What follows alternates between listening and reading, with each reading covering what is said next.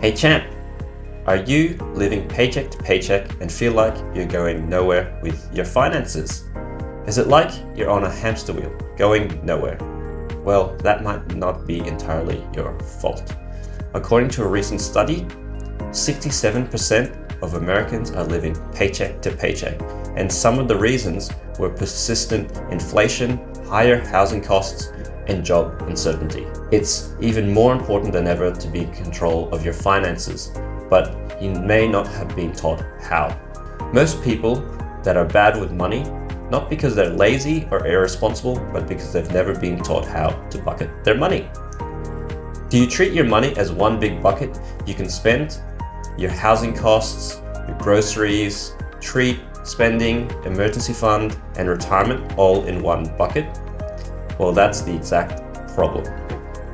Using the one bucket approach means everything is in one bucket, available to spend, and can easily be spent and can be full one day and empty the next when an unexpected emergency occurs.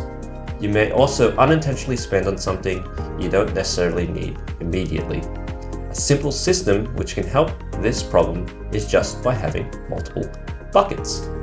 For example, if you have 4 buckets, one for essential cost of living, one for emergency fund, one for longer term savings, and one for treat spending. To apply this system after every paycheck, immediately divvy up your pay into each of these buckets. In the beginning, it might feel like a lot will go into your essential costs of living and not much into the other buckets. But this will have you intentionally thinking about what is essential to you and hopefully find ways to reduce what is not essential. Once you've locked down the essentials, you'll need to build up the other buckets. If you don't currently have an emergency fund, this is the next most important. It's recommended to have at least 3 months worth of expenses in this bucket and more if you want more comfort, and that's 3 months worth of essential expenses. The emergency fund is key to help you fund items for emergencies. The emergency bucket is not to be touched unless you absolutely need to and in a bank account where you can immediately access. And when you withdraw from this account, you need to make sure you top it back up as soon as you can. Once you have the emergency fund bucket and also your essentials, you'll be in more control of your finances. By just having these 2 buckets, you won't be living paycheck to paycheck. Now, the next bucket to consider is for longer term goals, such as retirement. Once the essentials and emergencies are considered, you need to put more of your paycheck into this bucket. Unlike the emergency fund, this needs to be invested in a longer term account, usually invested in longer term financial assets such as stocks, bonds, property, or index funds. If at the start you're unsure where to invest your funds, start with a high yielding savings account while you research other options appropriate to you. You can seek financial advice from a financial advisor to find the best options that suit your risk tolerances and your financial situation. Now, after doing all of this, the last bucket is your treat spending. You may find after allocating to the previous buckets, you may not have much left than you initially thought for this bucket. But this bucket is important as it allows you to spend on things guilt-free, knowing you have your finances in control. But the key to this bucket is that it's the last bucket you allocate to.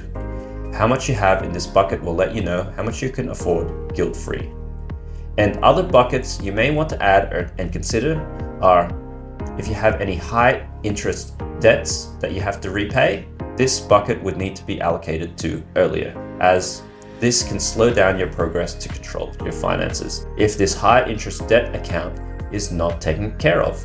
Also, any student loan debt you may have, this needs to be allocated to as well, but high interest debt and also an emergency fund would probably take priority over this. And also any other financial goals you may have. If you're trying to save a deposit for a house, a college fund, holiday fund, etc., this can be allocated to after any debts and an emergency fund as well. The other buckets will depend on your current financial situation and your own personal financial goals you may have. This simple bucketing system will help you intentionally take control of your finances. It ensures you intentionally allocate to essentials, have funds for emergencies, longer-term goals, and ensures you don't overspend when treating yourself. And while the 4 buckets are a starting point, when applying the bucketing system, you have to think about what you want to achieve with your finances and apply the bucketing system to help you achieve your financial goals.